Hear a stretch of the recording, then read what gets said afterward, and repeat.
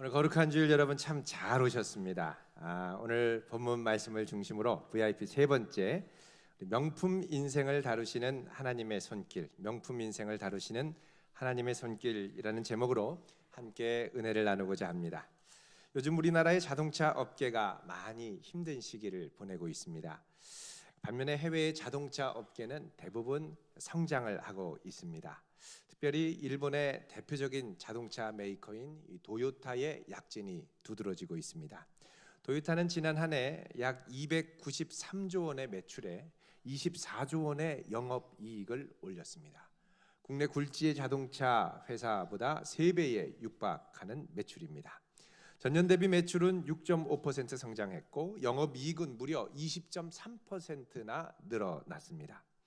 올해도 분기 사상 최고 실적을 거두면서 상승 흐름을 이어가고 있죠.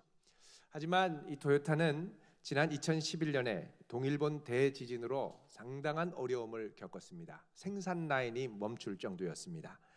2012년에는 중국 내 반일 감정이 불거지면서 큰 타격을 받았더랬습니다. 하지만 이 모든 어려움을 이겨내고 아주 큰 자동차 회사로 성장하고 있습니다. 이 모든 어려움을 이겨낼 수 있었던 비결은 무엇이었을까요? 도요타 엔지니어링의 부사장인 오자와 게이스케라고 하는 분이 최근에 쓴 도요타의 품질이라고 하는 책에서 그 비결을 품질이라고 밝히고 있습니다. 도요타 자동차에서 무려 42년간이나 근무해온 저자는 최고의 품질을 위해서 꼭 기억해야 할 것이 하나 있는데, 그것은 최고의 제품을 생산할 수 있는 최고의 공정을 구축하는 것이 중요하다는 것입니다. 명품은 원재료에서 결정되는 것이 아니라 공정에서 결정된다는 것입니다. 최고의 공정을 고민하면서 개선하다 보면 여기서 원가 절감이나 뛰어난 품질이 자연스러운 부산물로 나온다는 것입니다. 따라서 저자는 품질은 결과가 아니라 과정이다라고 단언합니다. 명품은 그냥 명품이 아닙니다. 명품은 반드시 탁월하고도 엄격하고도 혹독한 과정을 거쳐서 나오게 되어 있죠. 명품은 바느질 땀 하나가 다르다고 그럽니다. 방수하는 제품 같은 경우에는 물속에 넣고 몇 날 며칠을 두고 끄떡없다라는 걸 테스트합니다.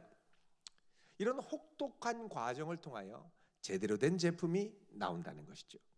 이것은 우리 인생도 마찬가지입니다. 여러분, 우리 한 번뿐인 인생, 정말 멋지고 아름다운 명품 인생으로 살고 싶은 소원이 우리 누구에게나 있을 것입니다. 이것은 우리를 부르시는 하나님에게서는 더하십니다. 하나님은 그의 백성을 향해서 내 소유, 내 백성이라고 말씀하셨죠. 여기 내 소유라고 하는 말은 히브리어로 세굴라라고 해서 보석, 보물을 말합니다. 자, 우리는 하나님께 보석과 같은 존재들인데 문제는 우리의 상태가 원석과 같다는 것입니다. 여러분, 불순물이 섞이고 언뜻 볼 때는 이게 보석인지 돌인지 잘 구분이 안 가죠.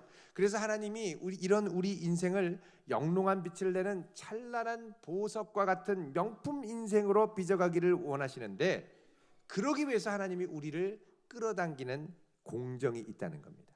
여러분, 우리 명품 인생하면 그냥 결과만을 보고 야, 저 사람은 저렇고 저래서 참 좋겠다 하는 생각을 할 수 있죠. 그러나 이 아름다운 결과와 겉모습 이전에 공정이 있다는 것입니다. 자, 그렇다면 하나님께서 우리 인생을 명품 인생으로 이끌어 가시는 공정은 무엇일까요? 오늘 본문을 중심으로 해서 함께 은혜를 나누도록 하겠습니다. 우리가 오늘 보고 있는 이 신명기는 이스라엘 백성들이 하나님의 능력으로 이 애굽 바로의 압제로부터 탈출해서 광야에서 40년을 방황하고 난 후에 이제 약속의 땅에 들어가기 바로 전에 하나님께서 모세를 통하여 이스라엘에게 주신 마지막 말씀입니다. 특별히 본문이 위치한 32장은 이제 모세가 1장부터 권면했던 이 모든 말씀을 마치고 이제 자신의 임종을 앞두고 마지막으로 남긴 축복의 노래를 기록한 부분입니다. 자, 이 말씀에 다 보면 하나님이 그의 백성을 명품 백성으로 만들어가기 위해서 어떤 공정을 거치시는가를 이제 소개하고 있습니다. 자, 이것을 이해하기 위해서 우리 먼저 9절을 함께 보겠습니다. 같이 읽습니다. 9절 시작. 여호와의 분깃은 자기 백성이라 야곱은 그가 택하신 기업이로다. 아멘. 자, 여기 여호와의 분깃, 분깃이라는 건 여호와의 목, 여호와의 소유라는 뜻입니다. 여호와의 소유는 여호와의 보물이라고 그랬죠. 여호와의 소중한 보물은 바로 자기 백성. 야곱은 그가 택하신 기업이로다라고 그러시죠. 자, 야곱은 이제 옛 이름이고 하나님이 야곱에게 주신 새 이름이 야복강 강가에서 씨름하고 나서 이스라엘로 주셨습니다. 다른 말로 하면 이스라엘의 백성들을 하나님이 기업으로 택하시고 소중한 보물로 삼으셨다는 겁니다. 자, 이 말씀은 앞에 있는 8절 말씀과 비교하면 더 선명하게 드러납니다. 우리 8절 말씀 같이 보겠습니다. 시작. 지극히 높으신 자가 민족들에게 기업을 주실 때에 인종을 나누실 때에 이스라엘 자손의 수요대로 백성들의 경계를 정하셨도다. 아멘. 자, 여기 보면 하나님께서 이 여러 민족들에게 기업을 나눠주시고 땅을 나눠주시고 인종대로 나누실 때에 이스라엘 자손의 수요대로 백성들의 경계를 정하셨다고 그러죠. 여기 이스라엘 자손의 수요라는 말이 조금 애매한 표현인데 구약성경 70인역에 보면 이것을 신들의 수요대로 이렇게 되어 있습니다. 이 신들이라는 건 뭐냐? 하나님이 각 나라마다 세우신 특별한 천사나 천상의 보호자를 신들이라고 이야기를 하는 겁니다. 그러니까 하나님께서 이 세상에서 민족과 나라를 나눌 때마다 각각 천상의 보호자들을 보살핌을 받도록 그렇게 세우셨다는 겁니다. 그런데 9절에 가면 이스라엘 백성만큼은 하나님이 자기의 분깃, 자기의 소유, 자기의 보속으로 삼으셔서 친히 이스라엘을 직접 돌보셨다는 겁니다. 다른 말로 하면 특별한 관심, 특별한 사랑을 받았다는 거죠. 그럼 특별한 관심과 사랑이 어떻게 표현되느냐? 크게 이제 오늘 본문에서 두 가지로 나오는데 첫 번째는 눈동자와 같이 살피시고 두 번째는 독수리가 그 새끼를 훈련하는 것과 같이 살피셨다는 겁니다. 자, 그럼 먼저 눈동자 같이 보호하셨다라는 것을 살펴보도록 하겠습니다. 10절 말씀 우리 같이 읽겠습니다. 시작. 여호와께서 그를 황무지에서 짐승이 부르짖는 광야에서 만나시고 호위하시며 보호하시며 자기의 눈동자 같이 지키셨도다. 아멘. 자, 하나님께서 이스라엘을 들짐승들이 부르짖는 이 황량한 광야에서 만나주시고 지키시고 보호하시되 자기 눈동자 같이 지키셨다 이랬죠. 자, 여기 보면 황무지는 아무것도 살지 않은 황량한 곳을 말합니다. 여기에 짐승이 부르짖는 광야라. 이 히브리어 원문에 보면 짐승이라는 말은 나오지 않고 휑한 소리가 나는 광야다 이렇게 되어 있습니다. 그러니까 광야에 바람이 불면 스산한 바람들이 불면서 짐승 우는 소리 비슷하게 나지 않습니까? 쉬 이렇게 하면서 뭐 이렇게 불면 이게 가끔씩 늑대 소리 같은 착각이 나죠. 섬뜩합니다. 자, 이런 광야에서 하나님이 이스라엘을 만나시고 여기 만났다라는 말은 히브리어로 마차인데 마차는 발견했다는 겁니다. find 직접 열심을 내서 찾아가지고 발견했다는 것이죠. 그래서 영어 성경에 보면 He found him 이렇게 되어 있습니다. NIV 성경에 보면 광야에서 헤매이는 그의 백성들이 혹시 쓰러질까봐 하나님이 열심히 찾으셔서 발견했다는 겁니다. 그리고 어떻게 했느냐? 호위하셨다. 영어 성경에 shielded him 이렇게 되어 있습니다. shield라는 말은 방패죠. 방패가 되어 주셨다는 겁니다. 여러분 광야에서 모래바람이 불어오면 뭐 눈, 코, 입기, 구멍이라고 난 것은 다 들어갑니다. 이거를 막으려면 방패같이 아예 100% 차단되는 그곳으로 딱 덮어줘야죠. 하나님이 방패가 되어주셔서 막아주셨다 이렇게 말씀을 합니다. 그리고 여기 보면은 보호하셨다 이렇게 돼 있죠. 사바브라는 말은 둘러서 지켰다라는 겁니다. 둘렀다, 둘러쌌다. 그러니까 방패가 돼서 방패로 둘러싸서 지켜주셨다는 겁니다. 자, 그런데 이 모든 하나님의 지키고 보호하시는 과정을 뭐라 그러냐? 하나님이 자기 눈동자 같이 지키셨다 이렇게 합니다. 자기 눈동자 같이 지키셨다. 여러분 눈동자 우리 눈을 보면 이 눈동자가 어떻게 보호를 받고 있습니까? 이 눈동자는 아주 단단한 두개골 안에 딱 아주 안전하게 탁 들어 있습니다. 아주 탄탄한 이 용기 가운데 안에 완충 장치가 다 돼서 이렇게 들어 있는 거죠. 이렇게 들어 있을 때 완벽합니다. 가끔씩 여러분 그 어린이 영화나 스타워즈 또 공상과학 영화에 보면 외계인 중에 눈이 이렇게 나온 외계인들이 있습니다. 물론 도망 다닐 때 누가 쫓아오나 이렇게 좌우로 볼 때는 담에 숨어서는 괜찮습니다. 그런데 나머지는 그것 빼고 다 어렵습니다. 자, 예를 들어서 도망가는데 팍 걸려 넘어지는데 눈이 머리 위에 그냥 받은 거예요. 이렇게 된 게 이렇게 말려가지고. 그러면 눈동자 터져버리죠.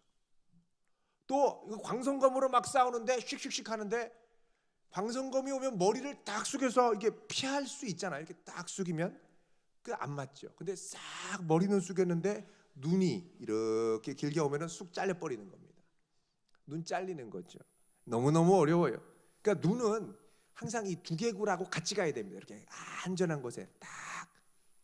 그리고 이 눈이 들어있는 것도요, 이 비율이 기가 막힙니다.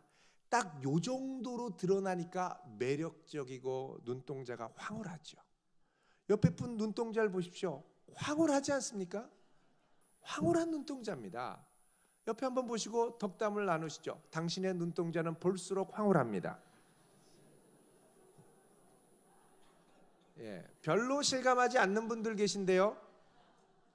여러분, 이 눈동자가 여기에 그 이상 이렇게 더 많이 이렇게 돌출되거나 그러면요, 보기가 상당히 민망합니다. 2007년도에 기네스북에 나온 한 분이 계십니다. 킴 굿맨이라고 하는 분인데 미국 분입니다. 이분이 눈을 돌출시키는 데 있어서 기네스북에 나왔습니다. 우리 가끔씩 보면 이렇게 막 힘을 주면 귀를 움직이는 분도 있고, 뭐 이렇게 몸에 이렇게 잘 움직여지지 않는 부분을 움직이는 분들이 있죠. 근데 이 킴 굿맷이라고 하는 분은 이 눈동자에 힘을 주면 눈동자가 이렇게 튀어나오게 하는 특별한 재주가 있는데, 이게 이제 세계 대회를 해서 기네스북에 또 오르신 거예요. 이렇게 해서 매 얼마나 이 눈을 돌출시켰냐면 0.47인치를 돌출시켰습니다. 여러분 생각할 때 뭐 1인치도 아니고 0.47인치, 이렇게 센치로 하면요 1.19cm입니다. 뭐 1.19cm 조금 피곤하면 나올 수 있지라고 생각할 수 있는데, 여러분 이게 이렇게 나오면 이게 도저히 비율이 잘 맞지 않습니다. 도대체 어느 정도일까 궁금하실 것 같아서 사진을 준비했습니다. 한번 보시겠습니다. 앞에 조명을 꺼주시고요.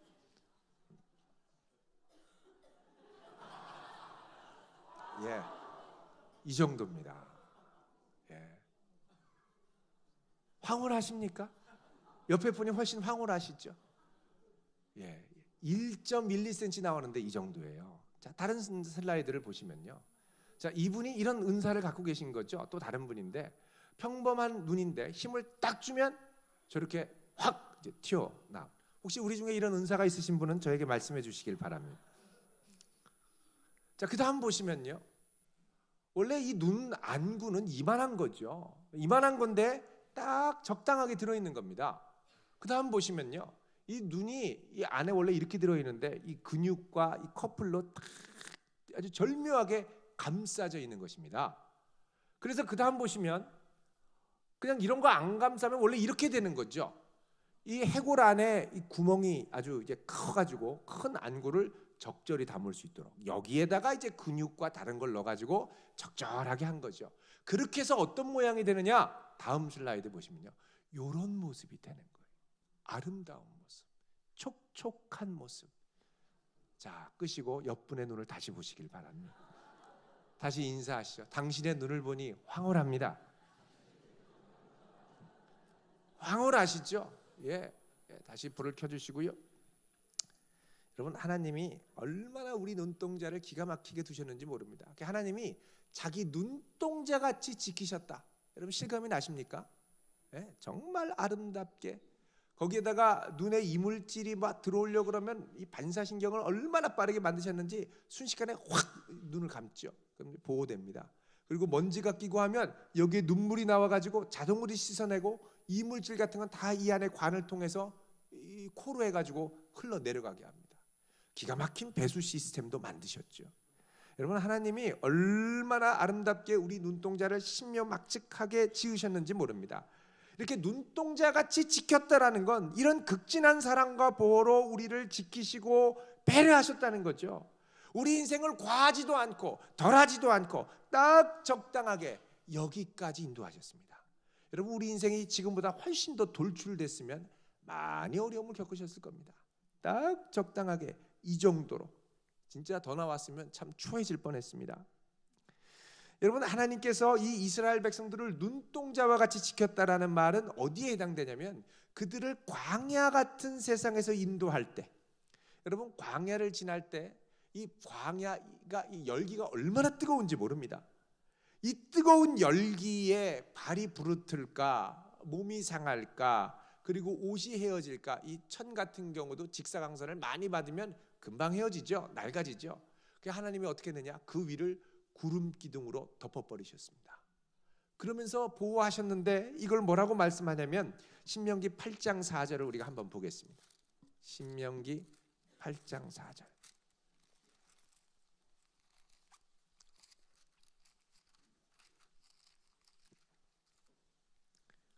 읽어보겠습니다. 시작. 이 40년 동안에 내 의복이 헤어지지 아니하였고 내 발이 부르트지 아니하였. 예, 이 40년 동안 내 의복이 헤어지지 않고 발이 부르트지 않았다. 여러분, 신발이 지금 같지 않습니다. 옛날은 참 부실했습니다. 근데 그 험한 광야를 지나가다 보면은 그 뜨거운 열기에 뭐 모래, 돌 다 금방 헤어지죠. 근데 하나님 어떻게 했느냐? 부르트지 않고 헤어지지 않았다는 겁니다.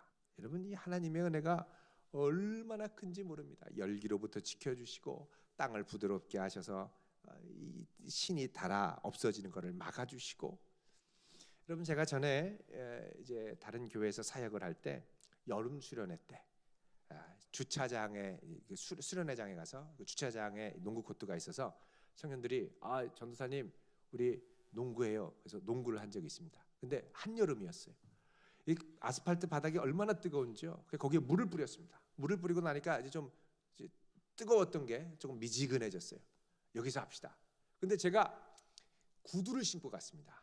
구두를 신고 농구를 할 수가 없어서 구두를 벗고 이거 어떻게 해야 되나 했는데, 아니 전사님이 구두가 없어서 이러면 제 운동화 쓰세요 하고 빌려주면 얼마나 좋습니까?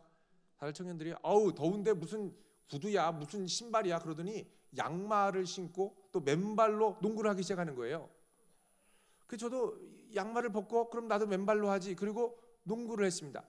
코트를 2번 왔다 갔다 했는데 발이 후끈거려서 못 하겠는 거예요. 그게 와가지고 딱 봤더니 제 발에 물집이 이렇게 부었습니다. 이 작은 열기에 조금 마찰을 했더니 이렇게 부은 거예요. 그 이후로 저는 좀처럼 맨발로 다니지 않습니다. 잘 때도 양말을 신고 자고 싶은 충동이 일어날 정도로 너무너무 힘들었어요. 이거 아주 다 벗겨졌습니다. 나중에. 여러분, 하나님께서 이스라엘 백성들의 발이 부러뜨지 않도록 지키셨다. 얼마나 특별한 은혜인지 모릅니다. 여러분, 하나님께서 이렇게 이 이스라엘 백성들을 지키신 것 얼마나 큰 은혜인지 모릅니다. 부르트지 않도록. 그러니까 이건 뭐냐? 하나님이 너를 사랑하신다는 특별한 은혜에 대한 확신을 주셨다는 거죠. 자, 이 확신을 바탕으로 하나님이 2번째 단계로 우리 인생을 인도하십니다. 그럼 어떤 방식으로 인도하시느냐? 자, 2번째는 우리 인생을 명품 인생으로 다루시기 위해서 독수리가 자기 새끼를 다루듯이 한다는 거죠. 자, 어떻게 하시느냐? 우리 11절, 12절 같이 읽겠습니다.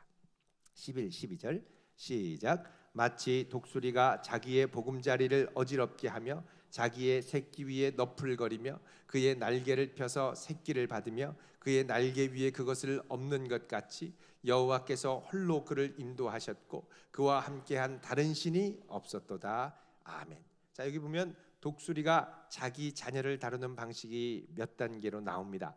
첫 번째는 뭐냐? 자기 보금자리를 어지럽게 합니다. 그 다음에 자기 새끼 위에 너풀거립니다. 그 다음에는 그의 날개를 펴서 새끼를 받고, 그 다음에는 그의 날개 위에 그것을 업었다, 이렇게 얘기를 하죠. 이런 것처럼 하나님이 그의 백성들을 인도하시고 이렇게 하시는 다른 신이 없었다. 오직 여호와 하나님, 이스라엘을 보석과 같이 여기시는 하나님만이 이렇게 인도하신다는 겁니다. 자, 그럼 이게 무슨 말이냐? 여러분, 독수리는 보통 보금자리를 만들 때 높은 절벽이나 이 벼랑 위에 만듭니다. 그게 들짐승이나 다른 적들이 함부로 접근하지 못하도록 이 둥지를 치고요. 거기에 자기의 깃털이나 다른 부드러운 지풀과 같은 걸로 푹신한 이부자리를 만들어 놓습니다. 그리고 거기에 알을 부화해서 이제 새끼를 까고 이제 기르게 되죠. 자, 새끼가 어릴 때는 뭐 스스로 할 수 있는 게 아무것도 없죠. 어미 독수리가 가서 먹이를 이제 잡아서 입에 넣어줍니다. 뭐 지렁이도 넣어주고 개구리도 넣어주고 바퀴벌레도 넣어주고 뭐 넣어주는 족족 독수리는 입을 쫙쫙 벌리면서 맛있어요 엄마 하나 또 주세요 더 주세요 이러고 맛있게 먹죠. 이렇게 계속 먹다 보면은 독수리가 얼마나 좀 잘하지 않겠습니까? 좀 튼튼해지고 튼실해지는데 이제 이때부터 엄마가 조금 컸다 싶으니까 히스테리를 부리기 시작해요. 히스테리 부리는 엄마. 막 갑자기 막 엄마가 막 보금자리를 어지럽히기 시작하는 거예요. 푹신푹신한 침대에서 막 잘 못 자도록 깃털 막 밖으로 집어 던져버리고 막 뻥뻥 발로 차고 부리로 쪼기 시작하고 그 다음에 뭐하냐? 새끼 위에 너풀거린다. 큰 날개를 갖고 막 너풀거리면서 이 새끼 독수리들 위협하고 막 바람을 일으켜서 막 옆으로 휘청휘청하게 하고 급기야 히스테리가 절정에 이르면 엄마가 새끼를 물어서 밖으로 휙 집어 던져버립니다. 여러분 밖으로 나가면 절벽인데 어디로 가겠습니까? 독수리는 수직낙하하는 수밖에 없습니다. 막 떨어지면서 절규하겠죠. 와 엄마가 자식 죽이네 이러면서 막 떨어지는데 여러분 독수리가 떨어지면서 본능적으로 뭘 하겠습니까? 날개짓 하죠. 살기 위해서는 날개짓을 해야 됩니다. 여러분 사람도 떨어지면 본능적으로 날개짓 하는 거 아십니까? 저는 날개짓 하는 걸 봤습니다. 번지점프장에서. 번지점프장에 갔더니요. 제 전에 있던 분이 딱 위에 올라가더니요. 이렇게 나오더니 쑥 들어가는 거예요. 저 위에. 이렇게 나오더니 쑥 들어가고. 다시 이렇게 나오더니 또 들어가는 거예요. 여러분 우리나라 사람들 얼마나 급합니까?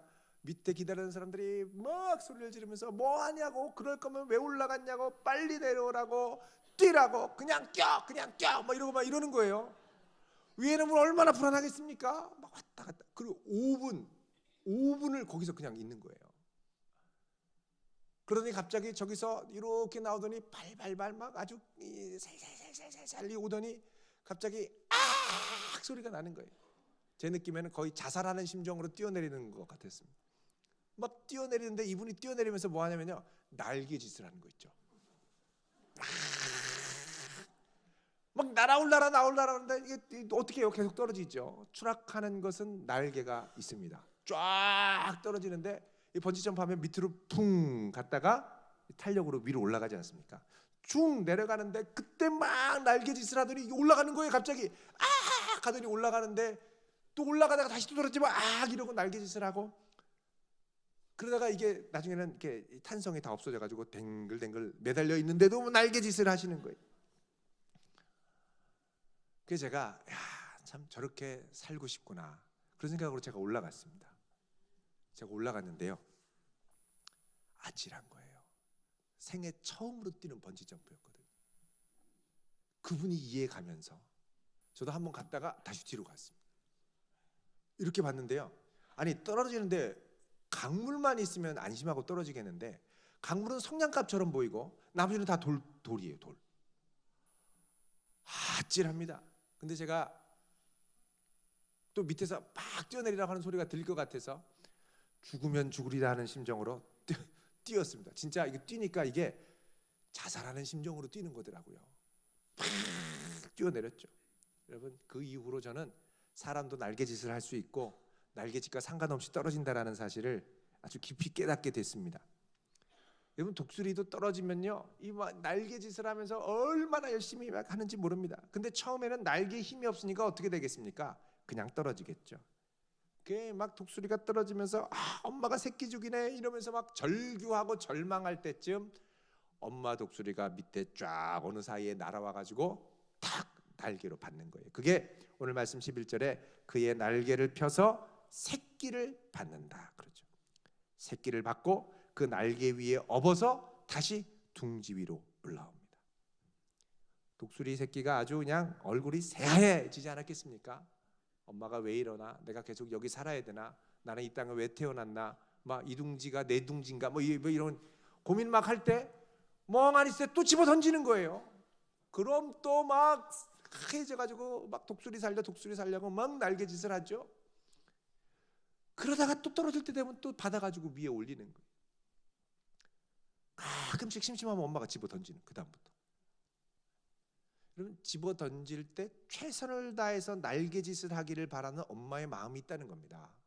최선을 다해서 날개짓을 하면 그 다음에 어떻게 되냐면 날개에 힘이 생기죠. 그리고 날개에 힘이 생기면서 조금씩 막 떨어지던 게 서서히 좀 살살 떨어지고 천천히 떨어지다가 나중엔 서서히 공중에 머무르게 되고, 그러다가 조금씩 올라가게 되고, 나중에는 힘차게 창공을 날아가지 않겠습니까? 그러니까 어머니의 입장에서, 어미 독수리의 입장에서 새끼한테 이런 행동을 반복하는 이유는 뭐냐? 보금자리에만 있지 말고 계속 날개짓해서 날으라는 거죠. 여러분, 하나님께서도 마찬가지입니다. 가만히 입만 벌려서 주시는 것만 받아 먹어도 참 좋겠는데 가끔씩 벼랑으로 몰고 가세요. 막 너풀거리다가 확 집어 던지세요. 편안한데 못 있게 하세요. 여러분, 떨어질 때 성도가 해야 될 건 뭡니까? 죽든지 살든지 날개짓을 해야 됩니다. 나 날개짓 해야 날지도 못하고 아무 소용없어요. 나 죽어요. 그래도 날개짓 해야 돼요. 그게 생명의 길입니다. 여러분, 하나님께서 우리를 던지시는데 처음에 아무 힘도 없는데도 막 떨어지는데 골탕 먹이시려고 하는 게 아닙니다. 날개짓하는 힘을 기리라는 거죠. 여러분, 하나님의 언약을 맺고 그의 소유된 백성들은 자신을 눈동자같이 보호하시는 하나님의 든든한 사랑을 신뢰하면서 강하게 훈련을 받아야 됩니다. 갑자기 떨어질 때 믿음이 없으면, 이 하나님의 사랑에 대한 신뢰가 없으면 우리는 토라집니다. 그리고 실망합니다. 아니, 여태까지 잘해주시더니 왜 갑자기 나를 인생의 벼랑으로 밀어넣으셔? 어떤 분은요, 아예 믿음이 좋아서 주여 믿습니다, 살든지 죽든지, 그러면서 떨어지는데 그냥 통닭 자세로 가만히 있는 거예요. 절대로 날개짓 안 합니다. 통닭이 돼서 날개도 안 보여요. 물론 하나님이 떨어지기 전에 받아주시죠. 그럼 이분은 어떤 확신을 갖냐? 거 봐라, 안 움직여도 하나님이 잡아주시지, 뭐 이런 이상한 확신이 들기 시작해요. 물론 하나님이 받아주시죠. 그러나 하나님이 던지신 이유가 뭡니까? 날개짓 하라는 겁니다.